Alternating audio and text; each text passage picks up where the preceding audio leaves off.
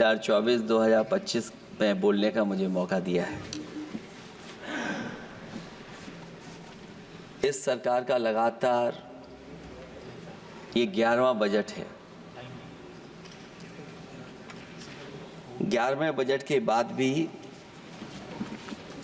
नाउम्मीदगी दिखाई दे रही है और सरकार में हैं तो सरकार के लोग तो अच्छी बात करेंगे ही, न केवल नाउम्मीदगी दिखाई दे रही है बल्कि जो चेहरों पे खुशी होनी चाहिए थी सरकार बनने के बाद, वो चेहरों पे उतनी खुशी नहीं दिखाई दी।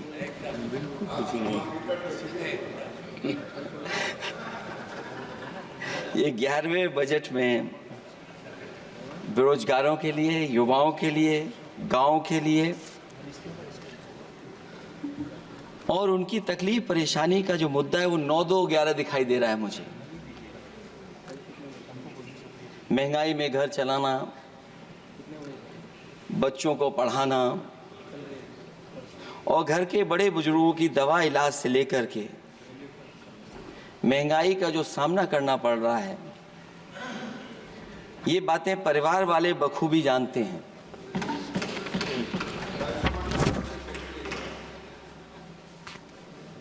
मैं जब सत्ता पक्ष के लोगों के जो आंकड़े देखता हूं और सुनता हूं,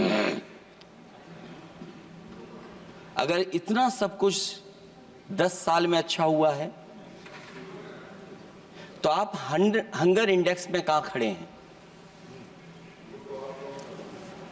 अगर 10 साल बाद भी यही बात सत्ता पक्ष की तरफ से आएगी कि हम कहां खड़े हैं। आपने बड़ा सपना दिखाया make in India. Uttar Pradesh जैसे बड़े स्टेट से सबसे ज्यादा लोकसभा के सांसद चुने जाते हैं। हमें कोई बहुत बड़ा प्रोजेक्ट नहीं मिला, कोई बड़ा प्रोजेक्ट नहीं मिला, प्रधानमंत्री जी मिले हमें। और अगर कोई सभापति महोदय कोई बड़ा प्रोजेक्ट मिला हो 10 साल में, कोई आईआईएम मिला हो, कोई आईआईटी मिली हो और जो ट्रिपल आईटी किसी समय पर उत्तर प्रदेश को मिली थी, क्या उसमें क्या सहयोग सरकार की तरफ से हुआ है? न केवल ये संस्थाएं बल्कि गवर्नमेंट जो एजुकेशन की इंस्टीट्यूशंस हैं वो सेंट्रल की तरफ से कौन सी नई आ गई? मेडिकल के क्षेत्र में कोई बड़ा संस्था आई हो? जो 2 एम्स आए हैं, मुझे याद है कि रायबरेली का एम्स भी समाजवादी सरकार में जमीन दी गई, उसके परिणाम है कि वह एम्स बन गया। गोरखपुर में भी जो एम्स आया, समाजवादी सरकार थी, जमीन दी गई, तब एम्स आया। और जो एम्स आ भी गए हैं अगर वहां 2, क्या उनमें पर्याप्त इलाज मिल पा रहा है? केवल यही नहीं, मेक इन इंडिया सपना तो ये दिखाया गया था कि अगर प्राइवेटाइजेशन हो जाएगा तो नौकरियां मिल जाएंगी। कुछ हद तक तो बहुत सी चीजें प्राइवेटाइज हो गईं, लेकिन नौकरियां कम होती चली गईं। और जो सबसे बड़ा सवाल है, जो पीड़ित परिवार के लोगों को जो हक और सम्मान मिलता है, क्या ये सरकार वो दे पा रही है? टैक्स कलेक्शन में सपना दिखा रहे हैं कि हम यहां पहुंच गए हैं, आखिरकार एक्सपोर्ट क्यों कम होता चला जा रहा है? और हम जो ट्रेड डेफिसिट है उसको कैसे खत्म करेंगे?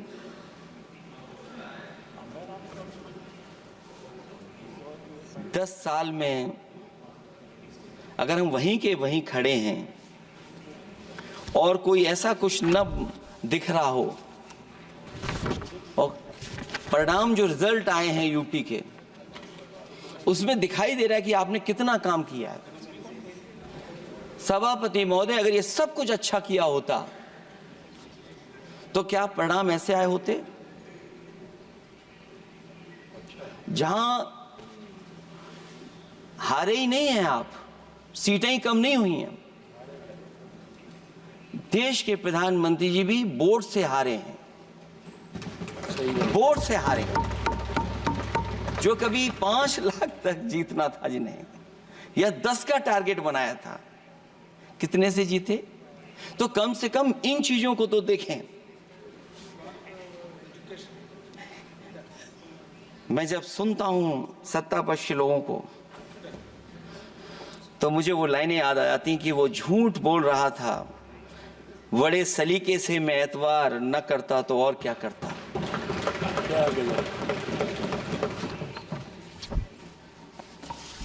मुझे याद है कि देश के प्रधानमंत्री जी ने जनकपुर में एक झंडा दिखाया था और उस बस में 35 लोग बैठ करके अयोध्या आए थे। सभापति महोदय, उस समय भी मैंने मांग की थी कि जहां से जनकपुर से यात्रा शुरू हो रही है और अयोध्या तक बस से लोग आएंगे तो पता नहीं कितने घंटों में आएंगे।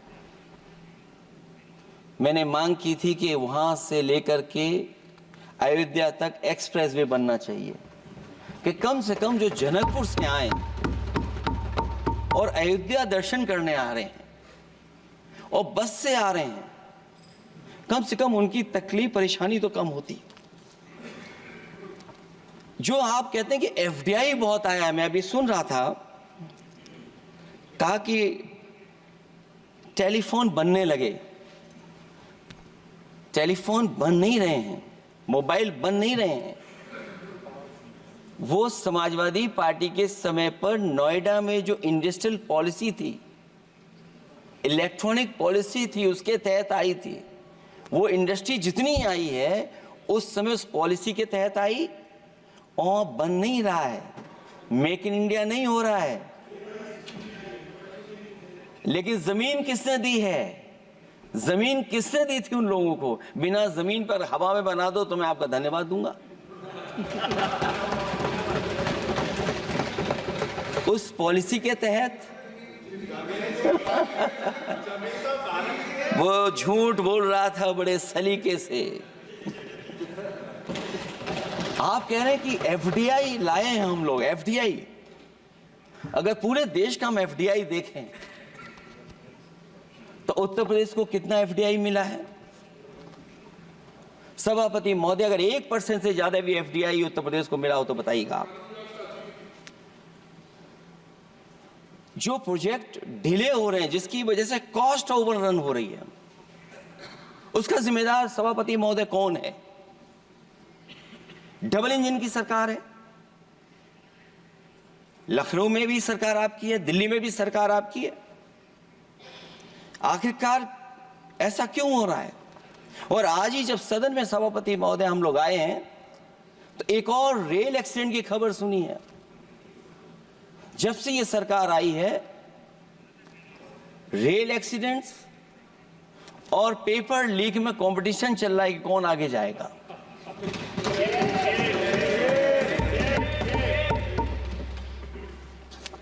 मैं तो अखबारों में पढ़ता था सभापति महोदय कि तोड़ फोड़ करके ये सरकार बनाते हैं। अभी एक सदस्य पिछली बार वो तोड़ फोड़ कर करके शायरी भी बनाने लगे हैं। जो प्रोजेक्ट और जिस प्रोजेक्ट के लिए प्रधानमंत्री जी एयरफोर्स का सबसे बड़ा हवाई जहाज हरकुलिस विमान लेकर के आए थे और वो सड़क पर उतरे थे, वो एक्सप्रेसवे पर उतरे थे। मैं समझता हूं सभापति महोदया, यहां जितने माननीय सदस्य हैं सब ने देखा होगा और सब ने निर्देश के अनुसार उस पर ट्वीट भी किया होगा। वो जो एक्सप्रेसवे अगर किसी ने बनाया था सभापति महोदय, जो डिजाइन, टेक्नोलॉजी का पार्ट, अलाइनमेंट, वो समाजवादियों की देन थी, वो आपकी देन नहीं थी। ये बात मैं इसलिए कह रहा हूं सभापति महोदया क्योंकि इस बजट में सरकार चलाने के लिए आपने पैकेज दिया है, हमें कोई नाराजगी नहीं है पैकेज देने की, आप पैकेज और दीजिए। लेकिन अगर आप बक्सर से भागलपुर एक्सप्रेसवे बना रहे हैं तो आप उत्तर प्रदेश की पूर्वांचल एक्सप्रेसवे को क्यों नहीं जोड़ रहे हैं? और मैं तो कहूंगा आपसे कि केवल अगर आप 25 किलोमीटर जोड़ देंगे, जहां पूर्वांचल एक्सप्रेसवे रुक गया था, केवल 25 किलोमीटर आप जोड़ देंगे तो दूसरे काम को अपना जो बनाते हैं, आप ये कह पाएंगे कि दिल्ली से लेकर के आपने भागलपुर तक एक्सप्रेसवे दिया है। हाँ जी, वो अभी से नहीं, बहुत पहले से बन रहा है। बहुत पहले से बन रहा है। मैं ये नहीं कहना चाहता कि क्या दिया आपने, मैं ये कहता हूं कि अगर आप बक्सर से भागलपुर एक्सप्रेसवे दे रहे हैं केवल बिहार के लोगों को खुश करने के लिए, मैं उससे सहमत हूं कि आप बिहार की तरक्की के लिए एक्सप्रेसवे दें, लेकिन जो पखनपुरा जो आखिरी गांव है जहां पर छूट गया है, वहां से आप क्यों नहीं जोड़ रहे हैं? और हमारे स्टेट के लिए आप कोई नया एक्सप्रेसवे क्यों नहीं दे रहे हैं? आप हमारे लिए क्यों नहीं दे रहे हैं एक नया एक्सप्रेसवे? आप दिल्ली के बजट से दे रहे हैं, आप यूपी अपने बजट से बना रहा है। आप बताइए कोई यूपी को आपने एक्सप्रेसवे दिया हो? कोई एक्सप्रेसवे नहीं दिया। और मैं तो कहूंगा, और याद दिलाइएगा अपनी सरकार को, एक बुंदेलखंड एक्सप्रेसवे बना था, अभी बताएंगे आपको उसका भी। सभापति महोदय, एक बुंदेलखंड एक्सप्रेसवे दिया सरकार ने, उत्तर प्रदेश सरकार ने, वो दिल्ली के बजट का नहीं है। मैं मांग कर रहा हूं कि दिल्ली के बजट से कोई एक्सप्रेसवे मिलना चाहिए। जो बुंदेलखंड एक्सप्रेसवे दिया, प्रधानमंत्री जी उद्घाटन कर करके वापस लौटे, अब रिपेयर का पैसा कौन देगा? वो आज भी रिपेयर मांग रहा है। सभापति महोदय, कोई कल्पना कर सकता है कि नया एक्सप्रेसवे बना हो जिसका प्रधानमंत्री जी ने उद्घाटन किया हो, वो आज रिपेयर मांग रहा हो? और वो एक्सप्रेसवे 6 लेन नहीं है, वो 4 लेन है। मैं इसमें भी सुझाव देना चाहता हूं, ये जो बुंदेलखंड वाला एक्सप्रेसवे है, ये अभी 15,000 करोड़ से ज्यादा का बना है स्टेट गवर्नमेंट का। इसको मुनाफा नहीं हो रहा, टोल कलेक्शन नहीं है बहुत ज्यादा, इसको सतना से जोड़ दिया जाए और बुंदेलखंड जहां से शुरू हो रहा है हमारे डिस्ट्रिक्ट इटावा से कम उसको हरिद्वार तक ले जाना चाहिए।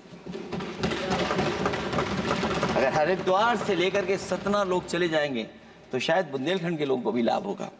और सबसे बड़ी बात है सभापति महोदय, दिल्ली और लखनऊ मिलकर के उन एक्सप्रेसवे की सेफ्टी से और उसकी डिजाइन से खिलवाड़ कर रहे हैं।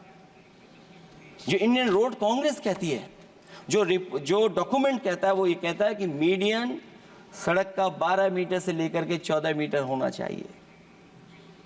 आप जाकर के देख के आइए, जो पूर्वांचल वाला बना है उसका मीडियन कितना है? क्या भविष्य में आपने चलने वालों की सेफ्टी के साथ खिलवाड़ की है कि नहीं की है? ये आपको विचार करना पड़ेगा। जिस समय लद्दाख और चीन को लेकर के सवाल उठा था सभापति महोदय, उस समय पॉलिटिकल पार्टी से सुझाव मांगे गए थे और सुझाव ये मांगे गए थे कि आप क्या सुझाव देना चाहते हैं। तो उस समय जो सुझाव समाजवादी पार्टी ने दिया था, वो सुझाव ये था कि लिपू लेक से लेकर के आपके ग्वालियर तक 6 लेन हाईवे बनना चाहिए। कभी जरूरत पड़ने पर सीमाओं पर हमारी फौज का आना जाना जल्दी हो जाए। और मुझे याद है, जो अखबारों में मैंने पढ़ा था, सरकार ने उसको स्वीकार कर लिया था कि 6 लेन हाईवे बनेगा वो। लेकिन जब टेंडर की बात आई तो सुनने में आया कि वो 4 लेन बनने जा रहा है। और अभी जब वो काम हो रहा है, जब काम मैंने दोबारा उसको देखा तो पता लगा कि डबल लेन पेव शोल्डर बन रहा है। सोचिए, कहां 6 लेन बनाने की बात थी, आप डबल लेन पेव शोल्डर बना रहे हैं। और पता नहीं कौन उस हाईवे को डिजाइन किसने किया है डिजाइन, कि जितने भी कस्बे उसके आसपास पड़ रहे हैं, कस्बे वाले अब नाला कहां से बनाएं? घर ऊंचा करें कि सड़क को तोड़ें। बहुत सारे कस्बों को वो समस्या के संकट में डाल दिया है सरकार ने।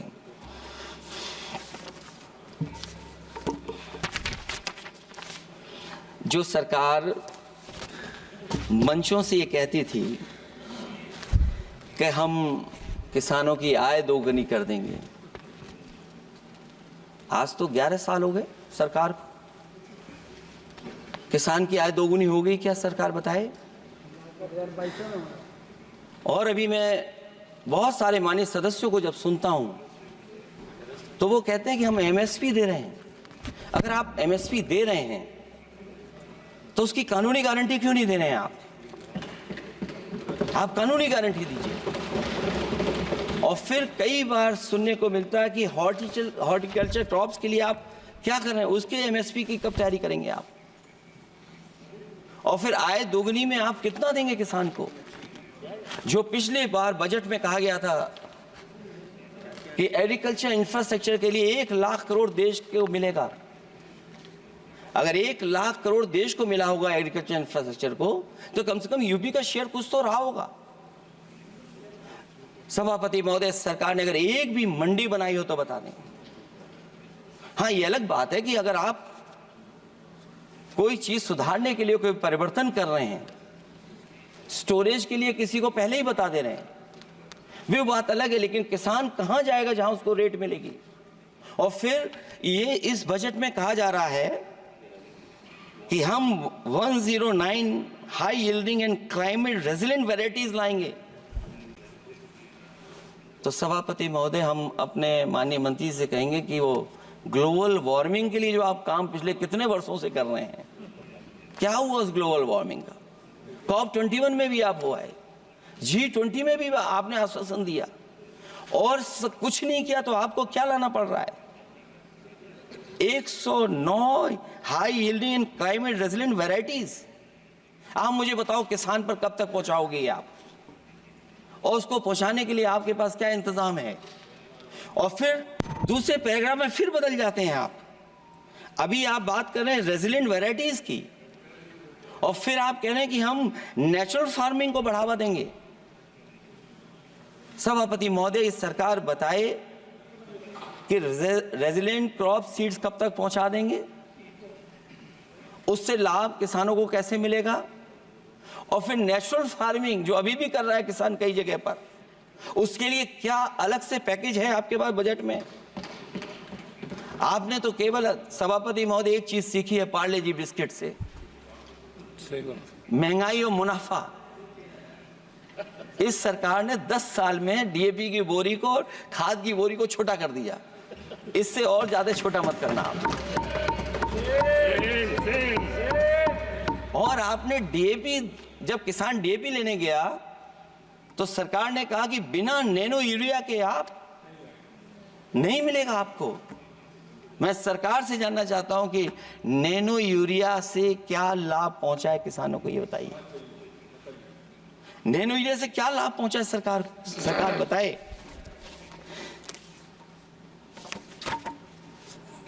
हमारे यहां बड़े बड़े आयोजन हुए सभापति महोदय, इन्वेस्टमेंट मीट के बड़े बड़े आयोजन हुए इन्वेस्टमेंट मीट के, और 5 लाख करोड़ के एमओयू साइन हो गए। 5 लाख करोड़ के। मैं ये सभापति महोदय, बजट हमारी क्या मदद कर रहा है उत्तर प्रदेश के उद्योग लाने के लिए? और ऐसे आयोजन हुए जिसमें देश के प्रधानमंत्री आए, देश के राष्ट्रपति आए और देश के जितने बड़े उद्योगपति सब आए थे। लेकिन आज यूपी को क्या मिला वहां पर? किसानों के लिए एग्रीकल्चर सेक्टर में बड़े बड़े एमओयू हुए, लेकिन आज जमीन पर कुछ नहीं दिखाई दे रहा है। मुझे याद है समाजवादी सरकार में, क्योंकि देश का सबसे ज्यादा उत्पादन दूध का अगर कहीं हो रहा है तो उत्तर प्रदेश में हो रहा है, और उस उत्पादन को बढ़ावा देने के लिए और इन्वेस्टमेंट लाने के लिए उस समय की सरकार ने फैसला लिया कि अगर बाहर से भी कोई डेयरी या डेयरी प्लांट लगाना चाहेगा तो उसमें सरकार सहयोग करेगी। और परिणाम ये हुआ कि गुजरात की 3 अमूल प्लांट लग गए यूपी में। तो मैंने उद्घाटन किए, एक देरी से हुआ तो देश के प्रधानमंत्री जी ने किया। लेकिन उसके बाद कोई नया प्लांट आया हो तो बता दें। जो अमूल से पुरानी संस्था है, क्या उसका सहयोग कुछ करेंगे आप लोग? क्या आप पराग का सहयोग करेंगे कुछ? न केवल दूध उत्पादन में उत्तर प्रदेश आगे है, बल्कि चीनी में और गन्ने की पैदावार में भी कभी आगे कभी पीछे होता है। किसानों को भरोसा दिलाया गया था कि उनकी भी आय दोगुनी हो जाएगी, उनको भी बहुत सुविधाएं दी जाएंगी, बिजली फ्री दी जाएगी। सभापति महोदया, उन्हें फ्री बिजली नहीं दी सका। ये आश्वासन था आपका। और आज अगर उत्तर प्रदेश पिछड़ इसलिए रहा है क्योंकि सबसे महंगी बिजली अगर कहीं कोई पा रहा है तो उत्तर प्रदेश पा रहा है। और मुझे याद है, क्योंकि बात ये मुझे इसलिए कहना चाहिए, बीजेपी के एक विधायक जो सबसे बुजुर्ग थे, वो देश के प्रधानमंत्री जी के क्षेत्र में बिजली 24 घंटे आए, उसके लिए वो धरने पे बैठ गए थे। वहां के अधिकारियों ने कहा कि बुजुर्ग हैं, इनका स्वास्थ्य बेहतर नहीं है, इनका धरना आप उठवा दीजिए। मैंने सभापति महोदय उनको बुलाया, मैंने उनकी बात सुनी। उन्होंने कहा कि प्रधानमंत्री जी के क्षेत्र में 24 घंटे बिजली होनी चाहिए। उसी दिन मैंने फैसला ले लिया कि प्रधानमंत्री के क्षेत्र में 24 घंटे रहेगी बिजली। और मैंने उससे मांग की सभापति महोदय कि उत्तर प्रदेश देश के प्रधानमंत्री को बनाने में सबसे बड़ा सहयोग किया है, इसका कम से कम बिजली का कोटा तो बढ़ जाए यूपी का। वो 8 साल हो गए, उत्तर प्रदेश ने देश के प्रधानमंत्री को तो दे दिया, लेकिन अभी तक बिजली का कोटा नहीं बढ़ा। हमें उम्मीद है 11 शुभ होता है, इस 11वें बजट में कुछ तो सुविधाएं ऐसी उत्तर प्रदेश को दी जाएंगी जिससे वहां के लोगों को लाभ पहुंचे, मदद पहुंचे।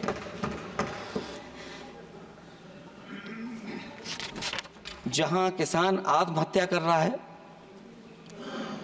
और पिछले 10 साल में सरकार जानती होगी कि कितने किसानों ने आत्महत्या की है, लाखों लाख किसान आत्महत्या कर चुके हैं। जहां किसान तकलीफ और परेशानी में है, वहीं सबसे ज्यादा अगर संकट किसी चीज पर आया तो वो नौकरी पर आया है, रोजगार पे आया है। जब सरकार का बजट मैं पढ़ता हूं तो जो स्कीम्स लाई जा रही हैं उसमें, क्या ये स्कीम नौजवान को पक्की नौकरी दिलाएगी? क्या इन स्कीम से 5,000 रुपए देकर के आप नौजवान का भविष्य बनाना चाहते हैं? आप क्या दे रहे हैं आप? और मुझे तो ये लगता है कि जो वर्क फोर्स आप बना रहे हैं ट्रेनिंग देकर के सरकार के पैसे से, अंतोगत्वा इनको भी एक्सप्लॉइट वही लोग करेंगे, उद्योगपति। आखिरकार जब इतनी टेक्निकल, इतनी ट्रेन फोर्स होगी, तो आप ये मुझे बताइए कि उसके भविष्य क्या होगा। अगर इतने बड़े पैमाने पे आप ट्रेनिंग करा रहे हो, सरकार का बजट उसमें खर्च हो रहा है, तो सभापति महोदय उनका भविष्य क्या होगा 5 साल के बाद? और जो अग्निवीर वाली नौकरी है, सभापति महोदय, कोई भी नौजवान जो फौज के लिए तैयारी करता है वो कभी स्वीकार नहीं कर सकता। जब पहली बार ये स्कीम आई थी अग्निवीर, उस समय बड़े बड़े उद्योगपतियों से ट्वीट कराया गया था कि अग्निवीर से अच्छी कोई योजना नहीं है, इनको हम नौकरी दे देंगे, हम अपने यहां रख लेंगे। और शायद सरकार में बैठे लोगों को यह बात याद होगी क्योंकि सरकार खुद स्वीकार करती है स्कीम ठीक नहीं है, तभी वो अपनी अपनी सरकारों से कह रहे हैं कि अग्निवीर वाले जो लौट करके आएंगे उन्हें कोटा दीजिए, आप नौकरी दीजिए।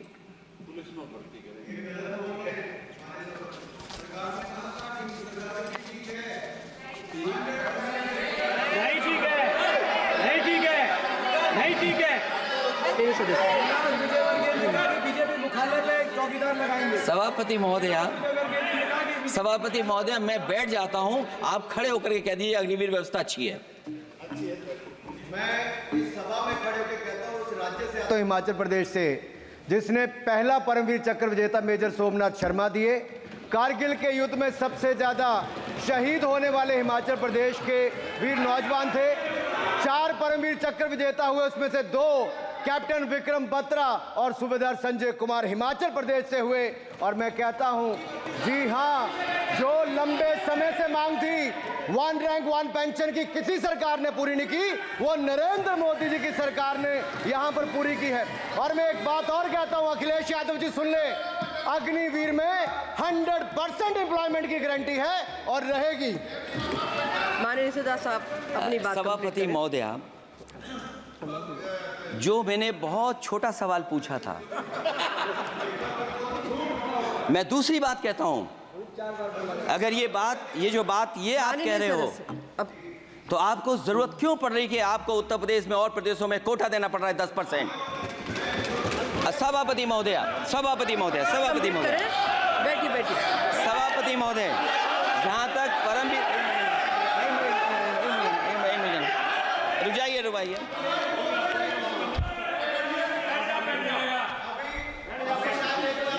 अरे सुनने दो।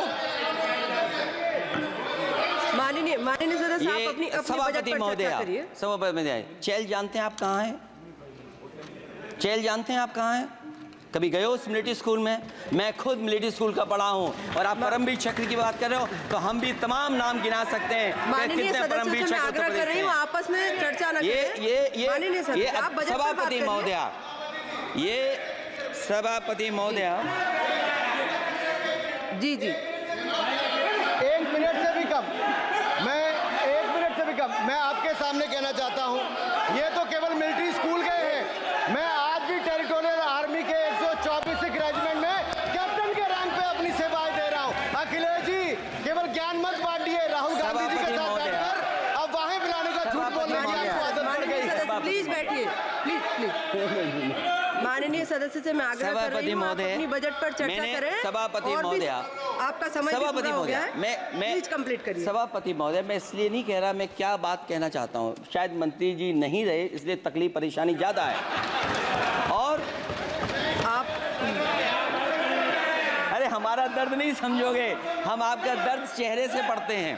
अच्छा, दर्द मैं बताता हूँ। माननीय सदस्यों से मैं आग्रह कर रही हूँ, सभापति महोदय, दर्द मैं बताता हूँ। आप बजट पर चर्चा करिए, प्लीज बजट पर चर्चा सभापति करिए। जी, दर्द मैं बताता हूँ, देखिए दर्द बात पहुंचेगी कि नहीं पहुंचेगी। सभापति महोदय, उत्तर प्रदेश से जब से हारे हैं तब से कोई नमस्कार नहीं कर रहा है। तकलीफ वो है आपको। कंप्लीट करिए। वो वीडियो हमने देखा है कि कोई किसी को नमस्कार नहीं कर रहा है, कोई किसी को देख नहीं रहा है। चलिए, धन्यवाद माननीय। और जो अपने आप को बहुत ताकतवर कहते थे आप अपने आप को, जिसने हराया उसको नहीं ये हटा पा रहे हैं। अब बात समझ में नहीं आई ना? माननीय जिसने हराया उसको नहीं हटा पा रहे। और अगर सभापति महोदय, अग्निवीर व्यवस्था समाजवादी लोग स्वीकार ही नहीं कर सकते। आप बजट पर पूरा अपनी बात रखिए। सभापति महोदय, अग्निवीर स्वीकार नहीं कर सकते। आप अपनी जब भी हम सत्ता में आएंगे, साल 2 साल, ये चलने वाली सरकार नहीं है, गिरने वाली सरकार है, याद रखना। माननीय सदस्य, और देखिए, आप क्यों नहीं समझ रहे हो? साइकिल हमारा चुनाव चिन्ह है, साइकिल ही आपको सरकार चलवा रही है। जिस दिन साइकिल हट गई, आप कहां बैठे मिलोगे? और दूसरे हमारे साथी हैं जो हमें लेकर के यहाँ लाए थे। माननीय सदस्य से मैं आग्रह कर रही हूं, कंप्लीट करिए। सभापति महोदय, मैं 2-3 बातें कहता हूं यूपी को लेकर के, मैं मांग करता हूं। कंप्लीट करिए आप। सभापति महोदय, चंबल एक्सप्रेस वे बनना चाहिए, क्योंकि देश का सबसे बड़ा एक्सप्रेस वे जो 1 लाख करोड़ का बना है, वो दिल्ली मुंबई से है, और यूपी को क्यों नहीं जोड़ रहे हैं आप? गंगा को लेकर के सब चिंतित हैं। गंगा की सफाई अभी नहीं हुई है। जो बजट गया पता नहीं कहाँ चला गया, किसी को नहीं पता। जैसे पानी बहा वैसे ही बजट भी चला गया।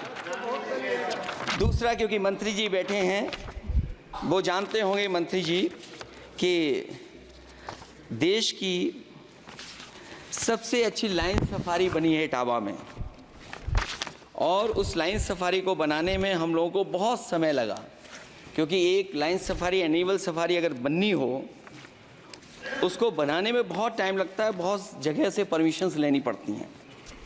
हम लोगों को परमिशंस नहीं मिली, और क्योंकि वो प्रोजेक्ट अच्छा है, एशियाटिक लाइन्स की ब्रीडिंग शुरू हो गई वहाँ पर। ये सरकार इसलिए नहीं शुरू करना चाहती है क्योंकि वो समाजवादियों ने बनाई है। पहली बार देश में एशियाटिक लाइन्स पैदा हो रहे हैं। नहीं, वहाँ पर इटावा में पहली बार हो रहे हैं, और वो इसलिए नहीं शुरू कर रहे हैं। और वो शेर मैं बता दूंगा आपको, शेर आया था कि कोई और आया था, वो कहानी मैं नहीं पढ़ूंगा यहाँ पर, फिर मैं बोल दूंगा तो फिर कहोगे कि क्या बोल दिया मैंने, इसलिए मत बुलवाइए तो ही अच्छा है। कि कुछ तो धन्यवाद माननीय सदस्य, धन्यवाद। कुछ मत बुलवाइए मुझसे। सभापति महोदय, मैं ये कहना चाहता हूँ कि लाइन सफारी, एनिमल सफारी उस क्षेत्र की, यूपी की प्राइड है वो, कि पहली बार ब्रीडिंग सेंटर एशियाटिक वहाँ पर बन गया है। दिल्ली की सरकार और यूपी की सरकार मिलकर के उसको शुरू नहीं होने दे रही है। मुझे उम्मीद है कि उसको शुरू करवा देंगे आप। और आखिरी में मैं कहता हूँ, चलते चलते आप 2 लाइनें कहता हूँ, बुनियाद को नकार कर जो इमारतें उठाएंगे, हम भी देखते हैं वो किस मंजिल तक जाएंगे। धन्यवाद। बहुत बहुत